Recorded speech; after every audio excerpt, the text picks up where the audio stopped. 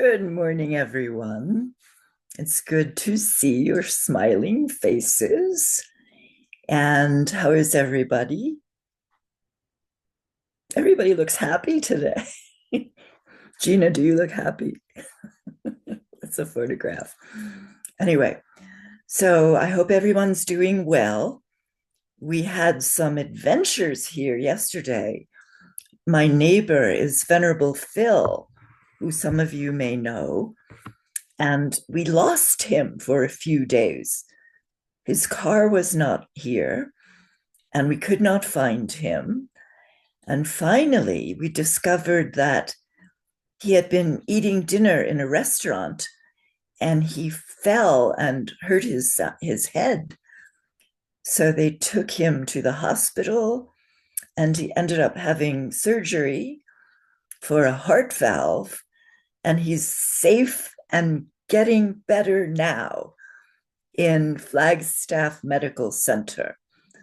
So I just wanted to share that with everyone in case you guys know Venerable Phil. So please do some Tonglen for him today, if you can.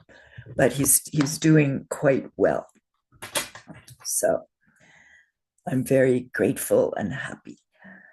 All right, Marina, let's see the first slide after the title slide.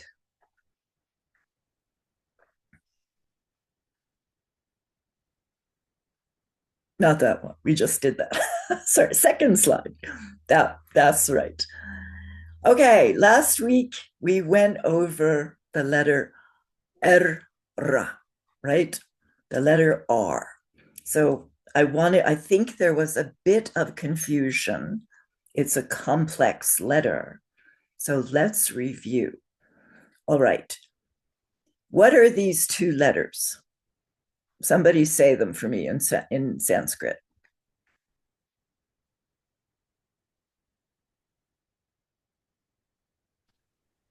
Come on, guys, open your mics, be brave.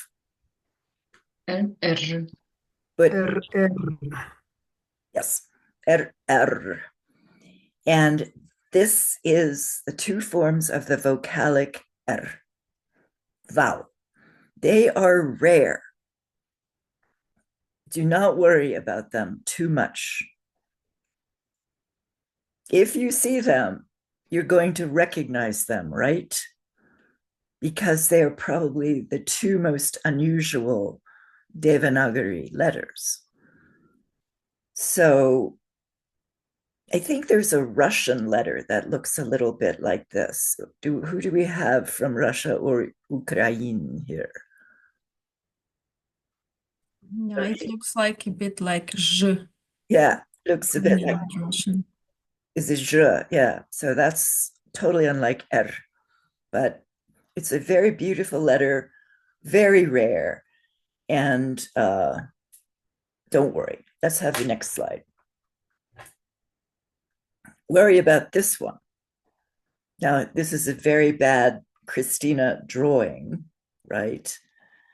I've tried to draw a sutra with some generic downstroke and then that curved C at the bottom. That is the way you will normally see vocalic R written. The previous slide, you will only see those forms when they're initial R, and that's rare. This is very common, and it's a little curved mark at the bottom of the downstroke or the bottom of the letter. So the point is, where is vocalic R located? It's always underneath the sutra at the bottom. So you'll see this a lot. Let's see the next slide. Okay, here is a more beautiful version of the vocalic R, but you see that it is a curved mark underneath the consonant, far below the sutra. Yes. So there are three vowels in this particular word. What are they? Who can tell me?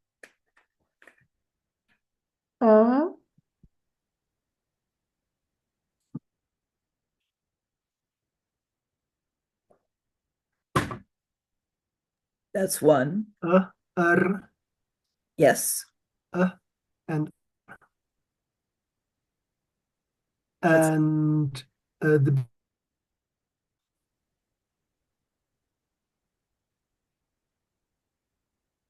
yes. What do we know about each Sanskrit letter? Because it's an abugida, not an alphabet.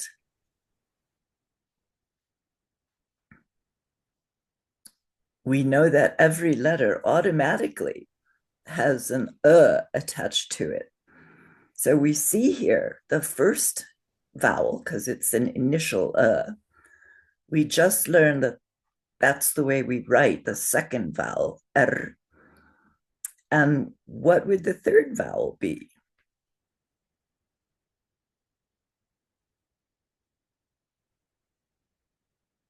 All right, I'll tell you. It's because it's automatically attached to that final letter, t. So who can say this word? Just sound it out like you were in kindergarten learning your own native language.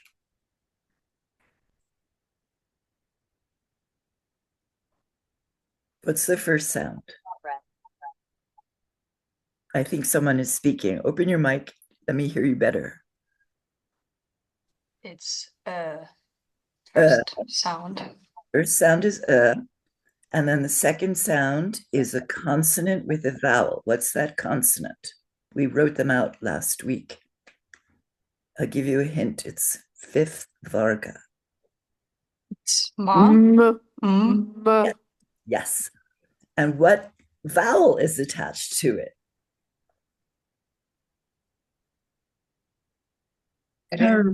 Yes. So how would you say M and R together? I just sort of said it. Mur. So we have then we have mur. And what is the last syllable? We know that consonant. That's a fourth ta. And what letter does it have? What vowel does it have attached to it? Right. Okay. So say the word.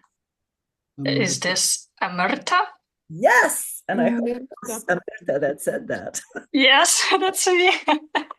It's Your name. We have a class member whose name is Amrita. And there you have it. And it's so lovely. Thank you. That's beautiful. And it's a very, very nice word. And what does it mean? I think you know, Amirta. It's nectar of death. Yes. It's like it's about the juice which can give you facility of being immortality. Immortality, deathless nectar. It's a beautiful, beautiful word. And that's what it means. Now, how did we know? We struggled a little bit with the last syllable. How do we know this does not say amirt? How do we know it does say amirta? It's because it's a vocalic R, so the M gets the R as the vowel instead of any other vowel.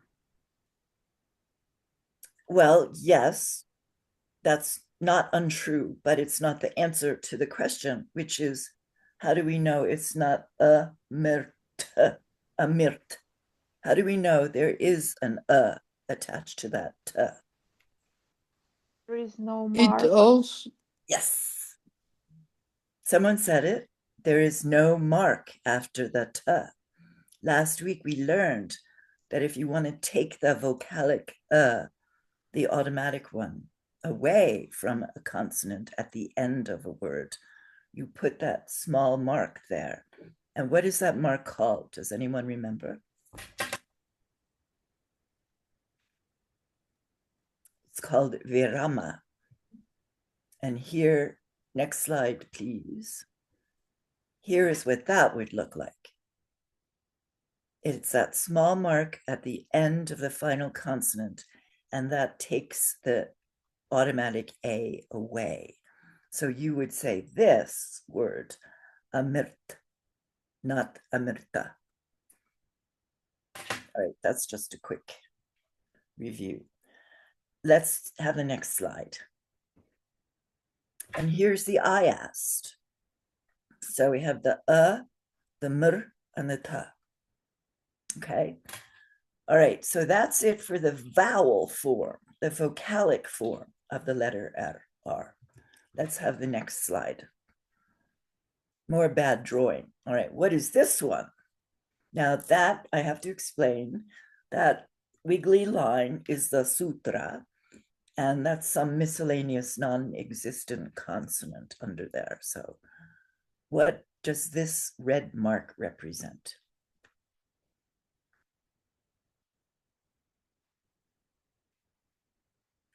Yes, Yulia. It is the consonant form of R. And we call it a semivowel because it has this unusual dual function, but it's really a consonant. So where do you see it written? Generically, physically.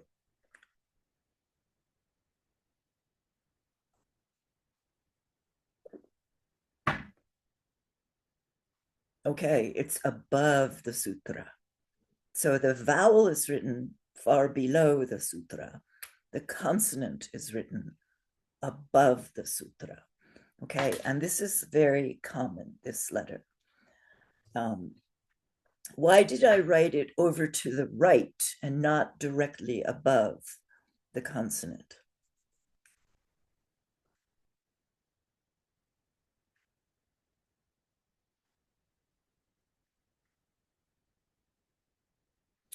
The reason is that it goes with that second consonant and not the one it sounds to us like it goes with.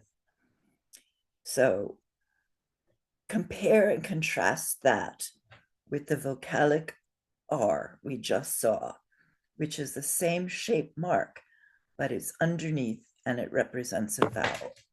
This is over the sutra and it represents a consonant. Let's have the next slide.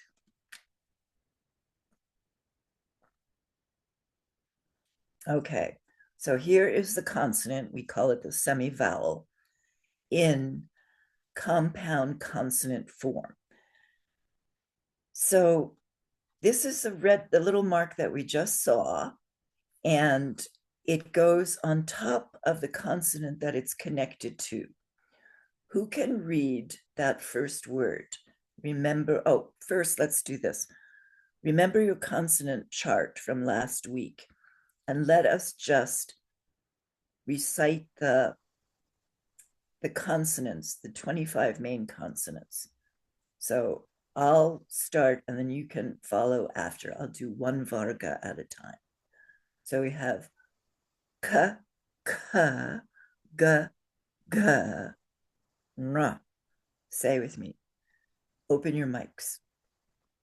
Ka, ka, Nya. ga, Ga, Nya. nga. No.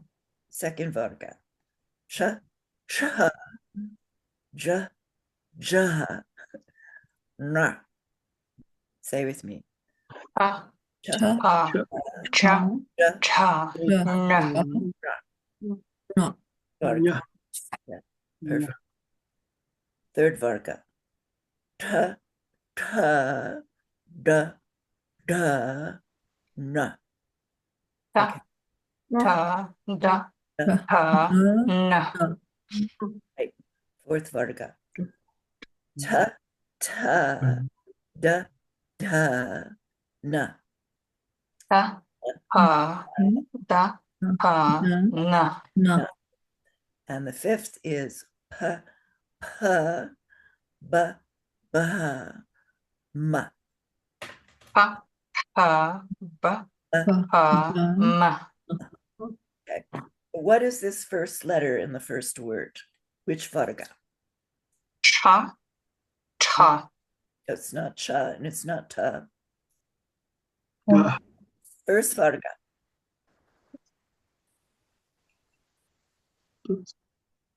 First varga. I'm sorry. Fourth varga. Huh?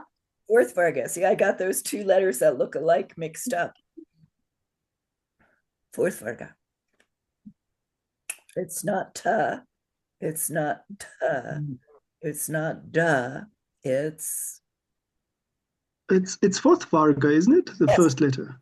Yes, I said I got them mixed up. It's not first. It's fourth varga, fourth letter. So it is da. So how would you read this word? Dharma. Dharma. Dharma. Very good. So you see that if you think of it in an iast, the R, the consonant R, is connected to the M. It's not connected to the da. The da has an automatically attached to it. And we may think of it as dharma, but it's really the way this is written. They want to suggest that it is dharma, right? Because the R is written on top, close to, in connection with the letter it is compounded with. There is no vowel in between the ra and the ma. It's dharma. So that's why that little mark is on top of the ma and not on top of the da. What's the second word here? Dharma. Karma. Karma. Karma. Karma. Very similar. Now, that third word is a nice one. Who can read that? You know all those letters now. I had to cheat. Okay, go ahead, Andreas. Nagarjuna. Perfect. Nagarjuna. Nagarjuna. And what can you tell me about those letters? What's interesting, or what are those letters? Anybody? What are the vowels like? Are they long or short? And how many are there? First two are long. Yep. First two are long. Which vowel? Which one? Na. Gar. Na. Ga. And then it's a compound. Rju. Yeah. We have to say it in our English minds. Gar. We have to say that. But I just wanted to make a point about how it's written. So we can say na gar. Or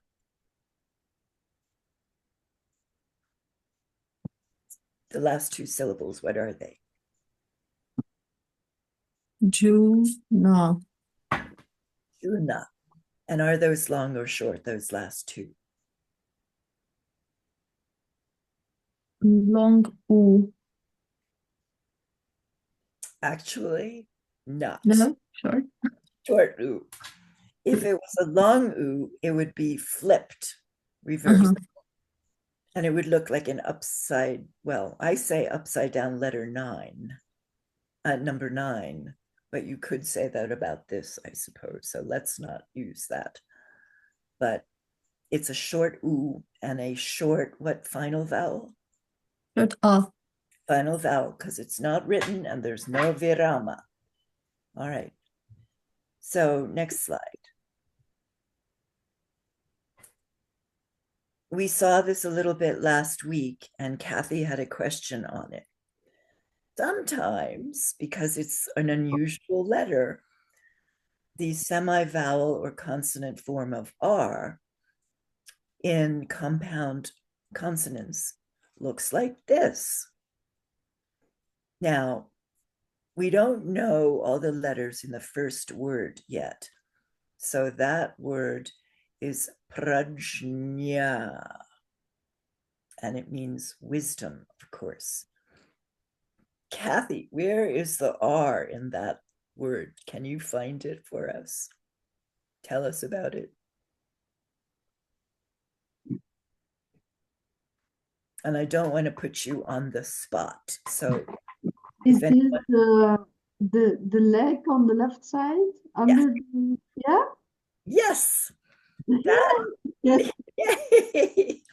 that stroke under the P is a R, a semi-vowel R. And that's just the way it's written. It's stuck onto the consonant that it's connected to. So when we think of prajna, we see that the PRA, the R is attached to the P. So it has to be written there. And this is just the way they write it. I can't explain it any further than that. So it's an alternative way of writing the consonant R. So we have two ways now. Either it's that small C-shaped curve on top of the sutra, or it's stuck to the consonant this way that it's attached to. Now, what do you think that second word is?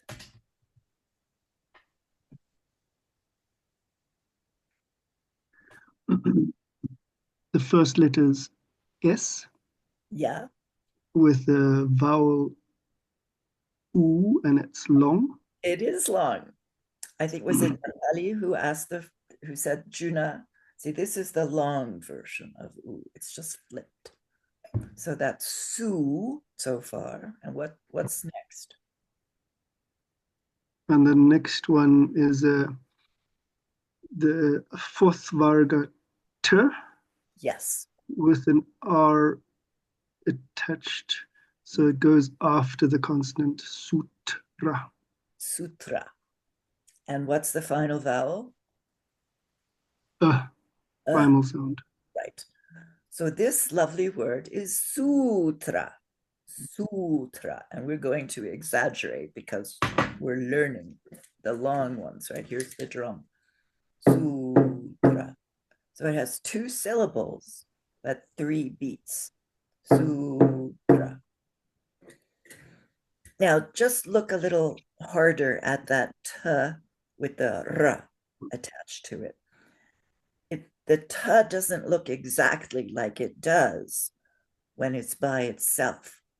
It has its curved stroke shortened, so the R can be attached. So this also is very common. All right, so we have 2 ways of writing the consonant R so far. Next slide. Okay. Sorry, Yes. Christina. Yes. You mentioned earlier that the compound semi-vowel R that is attached to the consonant and the vowel R that is written above the sutra, but they are pronounced different. Sorry. The vowel is underneath. So R that is above the sutra. Is a that happens before. Okay, so that happens before the vowel, before the consonant. Yes. And Okay. the vowel is underneath and attached to the consonant. Okay, thank you. And did you have a question about the pronunciation? Yeah, so the pronunciation, if it's a vocalic R and a semi-vowel, you said is different last week. Yes. You said the semi-vowel is rolled longer, correct?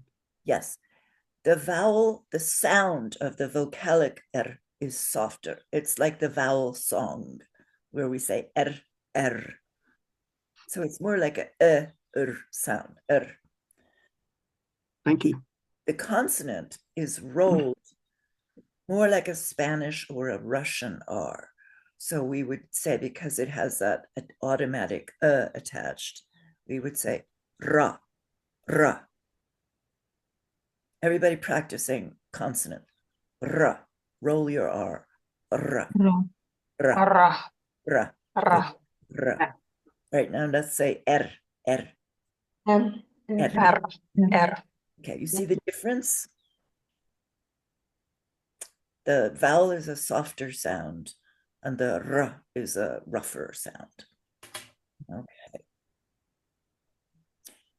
Great. All right. So here we go. This is the final way of writing the consonant R when it's stand alone, when it's not in a consonant compound. Okay. So what's that first word there? Raja. Raja. Mhm. Raja. What does Raja. Raja. Raja. What does it mean? King. King. Yes. Raja, king. Raja yoga, king, kingly yoga. All right. And what is the second word there? A little longer, but you know it all. And there's nothing compound about these consonants.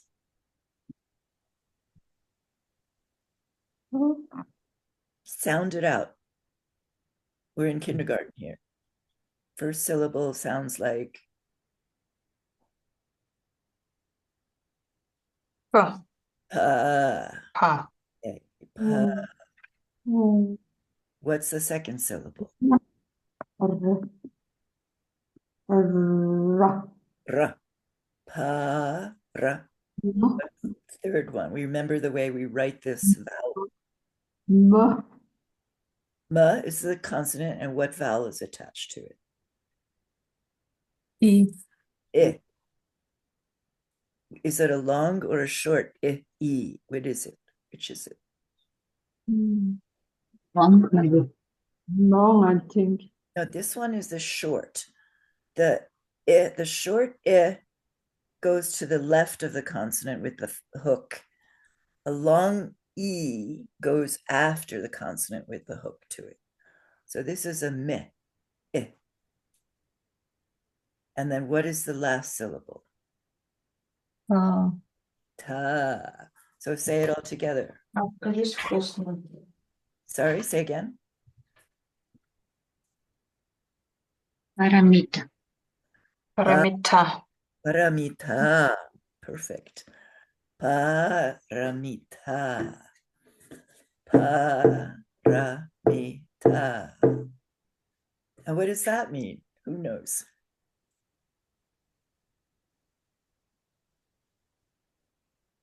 The perfection.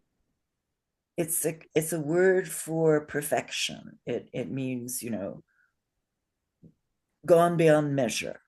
So if you put that together with the word we had with the r in the previous slide, prajna, what do you get?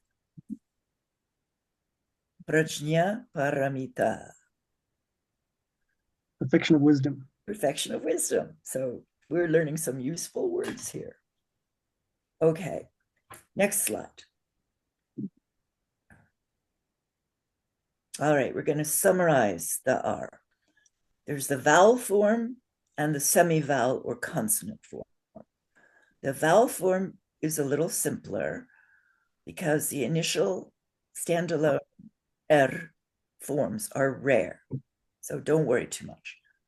Most vocalic Rs look like amirta with the little C underneath the consonant. Now, the semi-vowel or consonant forms have different forms. The first word there is raja, and that's when ra stands alone, not in compound consonant. The second one is karma, and that's the way the R is written when it's in compound with another consonant. And the third word is putra, and it's not a vocalic R under the P, it's a U, short U, but the consonant Ra is written with that downstroke attached to the Ta, so it's putra. So these are the three ways that you will see consonant R written, and the two ways you will see vocalic R written. So I hope that's clear, and we'll get used to it as we move through. All right, let's go to the next slide. And we're going to change the pace. Next slide. here are some verses from the Bodhisattva Charyavatara. And say this one with me. Read the ayas with me. Adya, say with me. Open your mics. You know this. Adya me Agyame Sapalam Janma Sulabdo Manusho Bhava Adya Dakule Ado Buddha Putrasme Sampratam. Very Pratam. Sampratam. Next slide.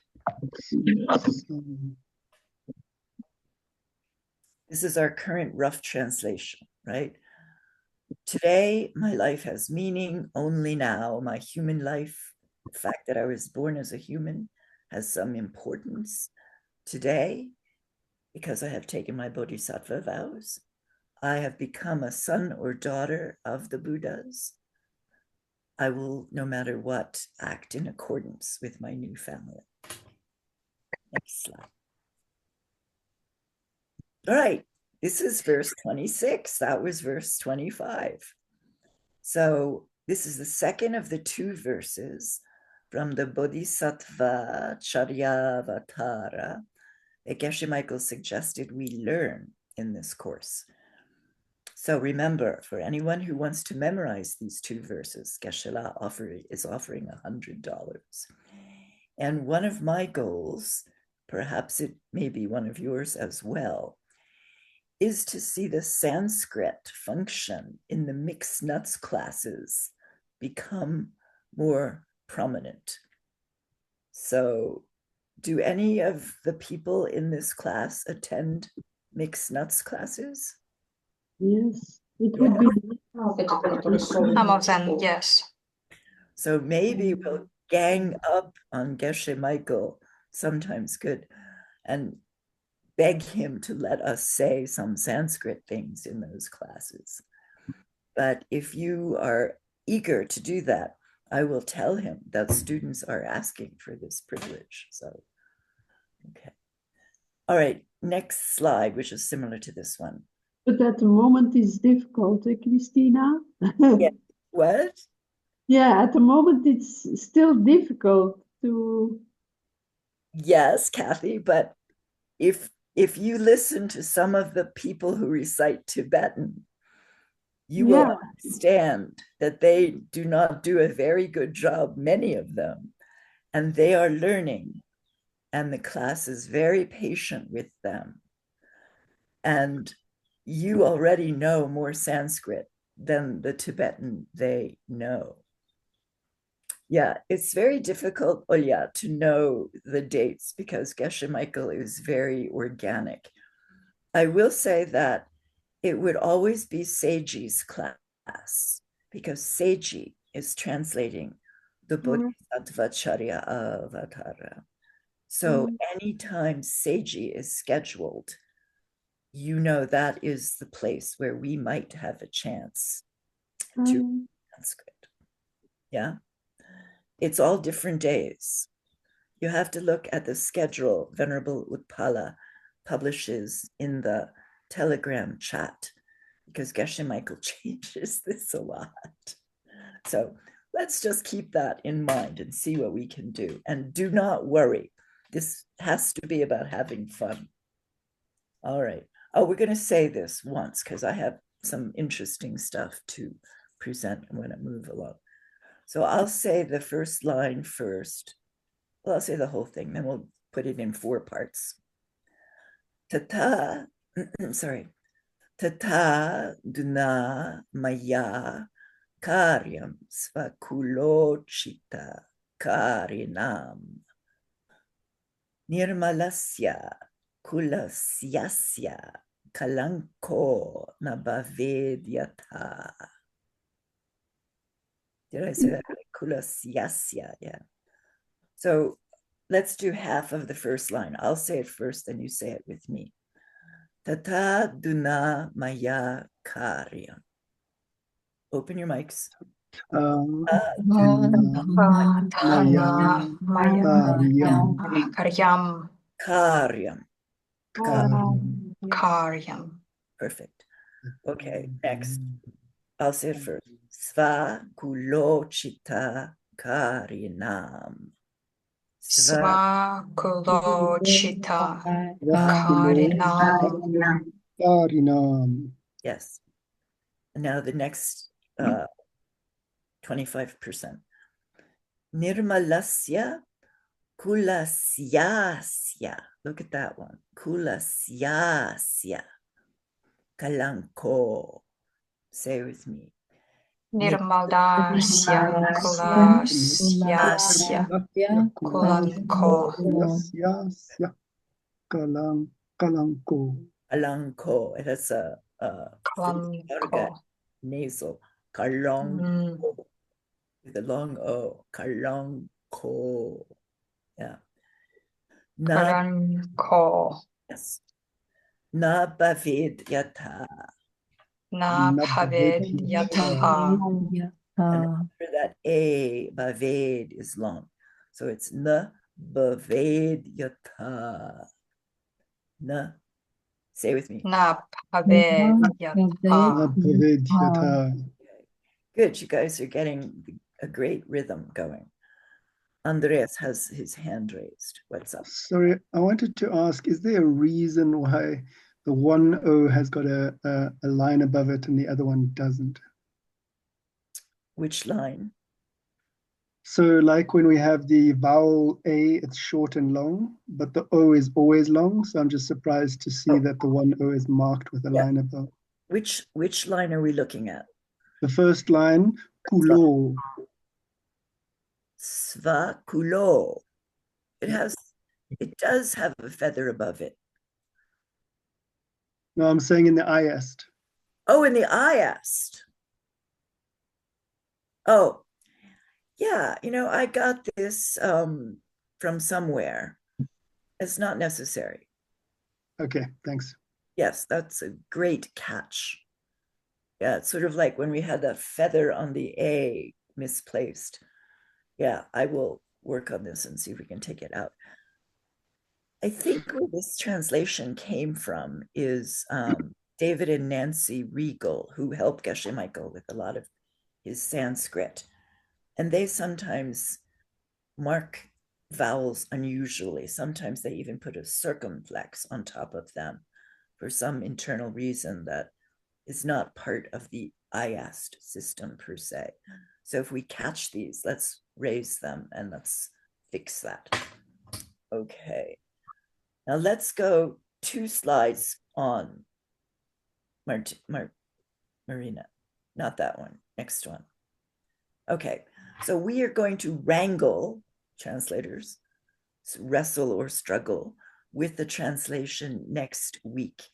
So I'm going to suggest, if you have time this week, just familiarize yourself with the Devanagari, recite it over a couple of times in the course of the week, use the IAST, just get it inside you how it sounds, collect any questions you have, and examine the Devanagari as you recite to see what you know and what you still don't understand how to read. And ignore things that you don't know and focus on what you do. So we'll go from there. All right, next slide. People ask for vocabulary and we never have time to do it. And I think we might have flashed past this slide before, but let's go over it briefly and we'll try to work on it more next time. I give this to you because you could make vocabulary cards for these words. Geshe Michael chose these words in one of the mixed nuts sessions for organic Sanskrit to work on. So he thinks they're important words to know. And they're not the typical vocabulary words you might choose in a beginning Sanskrit class, but they're wonderful words. Today, let's just go down the list. There are 5 of them and say them. And you can read this slide afterwards. So the first word is prasada. Say with me. Prasada. Prasada. Prasada. The second word, which is a lovely word, is krama. Krama. Brahma. Brahma. Third word is marga. Marga. Marga. Now, there is a word which is marga krama. Marga krama. Can anyone guess what that means? Steps on the path. Yes. Marga krama is Sanskrit for lamrim.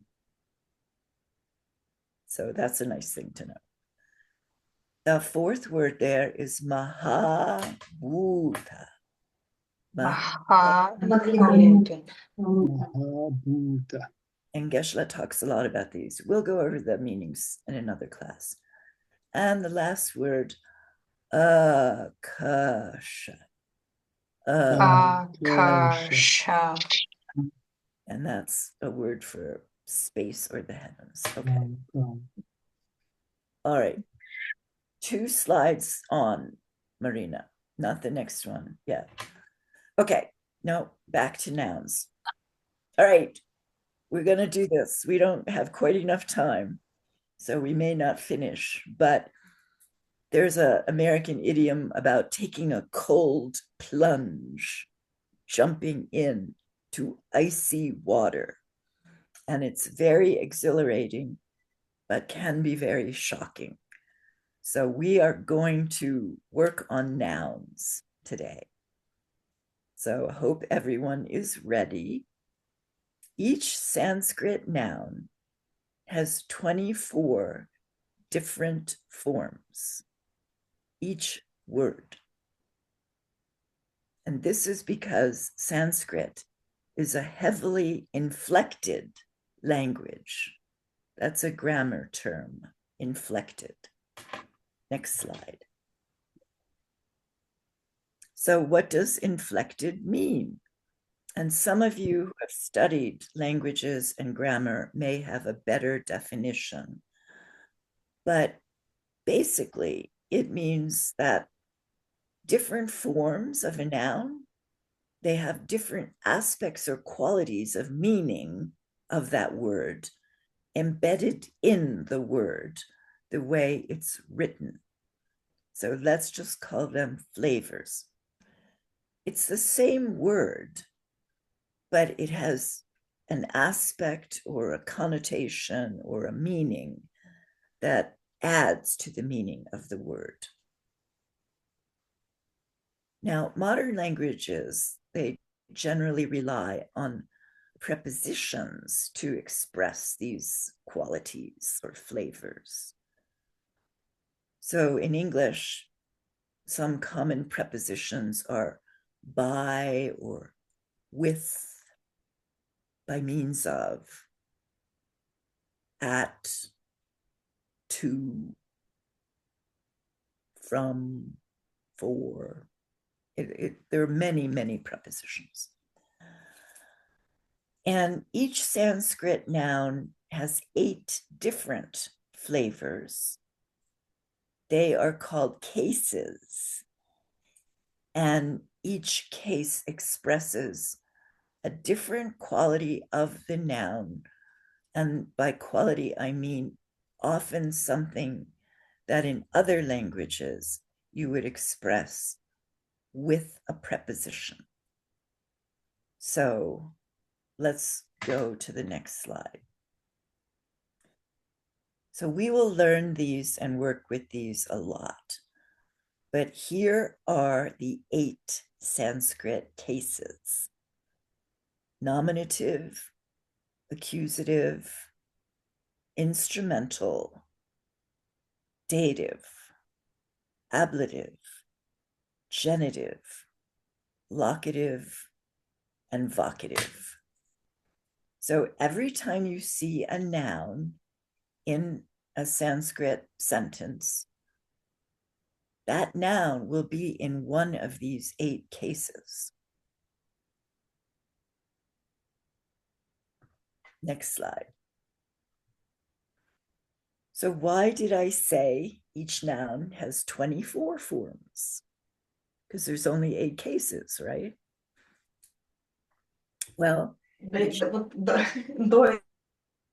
say again. I maybe because there are 3 forms. Yes.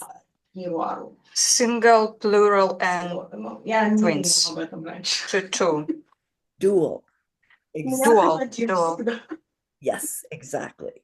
Singular, dual, and plural. We went over this last week or 2 weeks ago with the verb, where we said they also have singular, dual, or plural forms. So it would be I am, we two are, or we many are. Similar with nouns. There's a nominative singular, a nominative dual, and a nominative plural. And this is true for each case. So 8 cases times 3 numbers for each case means 24 forms for each noun. Okay, let's have the next slide. All right, now this is very silly, but the 8 cases written in a column like this: nominative, accusative, instrumental, dative, ablative, genitive, locative. I use that as a personal mnemonic. A mnemonic is something you use to remember something. And I think of this as naidago. It's not a real word. It's technically, I suppose, an acronym for these 7 cases. And it reminds me of that wonderful New York or Eastern European thing we eat, a bagel. Who has bagels in their culture? Put a 1 in the chat. Somebody must be having bagels. If you're in New York, or maybe Ukraine, or maybe you have bialys. Nobody has bagels. Well, Marina knows bagels. Okay. Do you know what they are? It's a round, it looks like a donut, but it's not sweet. It's like bread. Anyway, if you wish to, you can use this acronym to remember the cases in order, because you'll be doing work with that. And of course, this leaves out the vocative case, which is the last one. You'll just have to remember that one. Okay, next slide. All right, so here are pretty much what the different cases do. So the nominative case shows the subject of a sentence. So if you have a sentence, the woman eats the apple, woman is in the nominative case. The second case is accusative, and it's the object of that sentence, or the object of the subject of that sentence. So if we say again, the woman eats the apple, apple would be in the accusative case. Now the instrumental case, when we see a word in the instrumental case, we would add by means of, or something like that. So an example would be, he drinks water by means of a cup. Now, we would probably never say that in English. We might say he drinks water from a cup, or he drinks water in a cup, or something. But if we see cup, that noun will be in the instrumental case in Sanskrit. And feel free to ask questions at any time. The dative case is usually translated using to or for. Like he gives flowers to the teacher. Teacher would be in the dative case. Ablative is more like by, at, or from, down from. She goes down from the hill. So hill would be in the ablative case. And you can see here that the case that a word is in gives you a lot of extra information about how it's functioning in the sentence. So, you'll just see the word hill, she, and you see a verb goes down, and then you just see hill. But you need to know from the case what function hill has in the meaning of that sentence. The genitive case is translated by of or belonging to. So if we said the girl's book, girl would be in the genitive case. So book would probably be, let's say, nominative, book of the girl, and girl would be in the genitive. The locative case is translated by in. And we've had this in our verse, actually, when the sentence was, he was born in the community of the Buddha. Community in this sentence would be in the locative case. And finally, the vocative case. It's only used for direct address, when you directly address somebody. So most nouns are not people, they're things, right? So you don't use a vocative that often, but often enough that you need to know it. So you might say, hey, teacher, can you tell me? Or you might say, you might meet your friend George and say, George, how are you? Or something like that. So George or teacher would be in the vocative case in this case. All right, next slide. Christina, can I just ask, the locative case you specifically mentioned translated in, would it not include things like on, under? It might. Yes, very well. Okay. This is just a top level indication of the functions of the case. Thank you. It's very much not exact. And one of the lovely things about going to mixed nuts is you actually see both Geshe Michael and the Tibetan translators struggling with how to translate a case, in this case, in their case, Tibetan. It's very similar in Sanskrit. So yeah, we might have to get very creative in how we translate these different cases. And remember, we said that translation is more like an art, at least in my opinion, than a science, because you can't rigorously apply meanings to cases. You're going to have to work with the context and come up with the best possible translation. Okay. Am I missing something in the... if I don't see something in the chat, let me know. Ask the question aloud. Shloka in Bhagavad Gita. We're working on the Bodhisattva Avatara. So maybe next time we'll work on the next class, series 3, if Geshe Michael gives permission. So Belgium, great. Okay. Belgium has no bagels, huh? All right. All right, we're not going to have time to finish, but at least we've introduced this notion of nouns. So we'll talk a little about declensions. When we write out the noun in all 24 forms, it's called a declension, or declining the noun.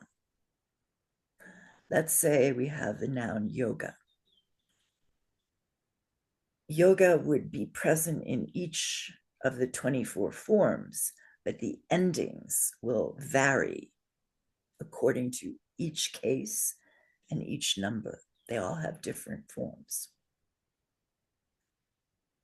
So the nouns have different groupings, and there may be a bunch of nouns that are declined according to a certain pattern of declension, and then other nouns declined according to a different pattern of declension. For instance, in Sanskrit and in many European languages, there are feminine nouns, masculine nouns, and neuter nouns. So one group of nouns may be feminine nouns ending in long I. Others may be feminine nouns ending in long A. So they have different patterns. So that group is called a declension. It's also called a declension when you decline any given noun. So when you're asked to decline a noun, this means write it out in all of its 24 case forms. I think we have time for one more slide today. Prepositions.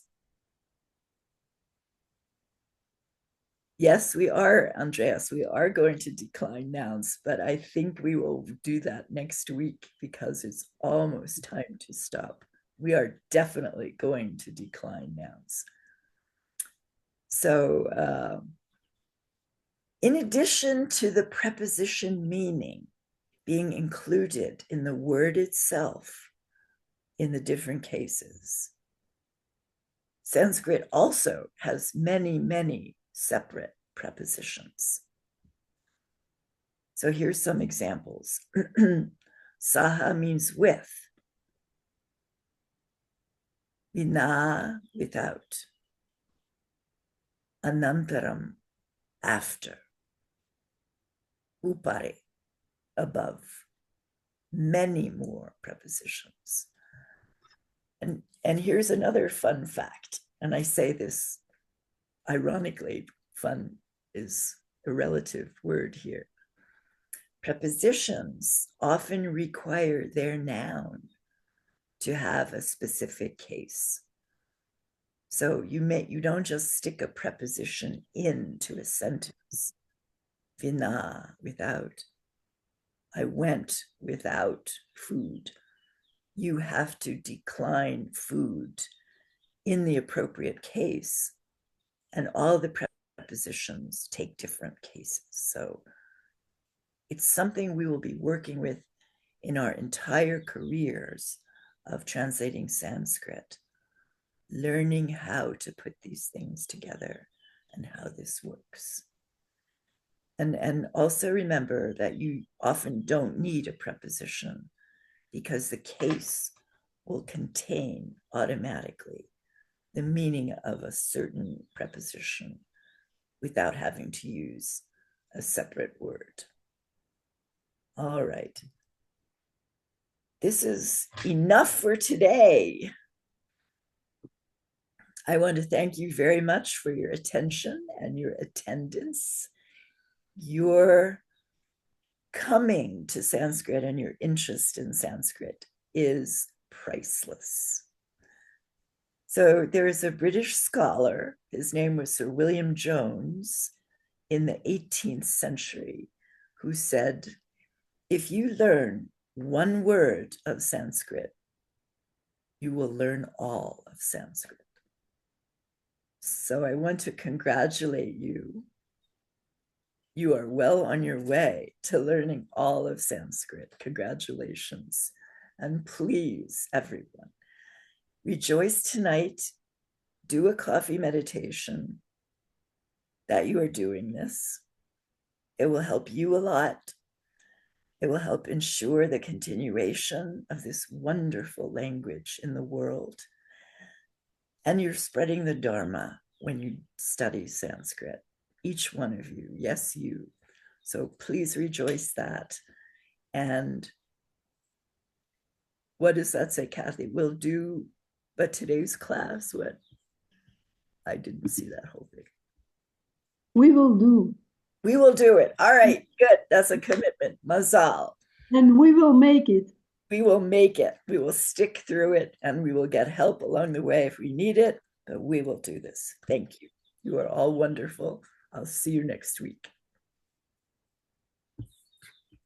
Thank you. Thank you. Bye. Yeah.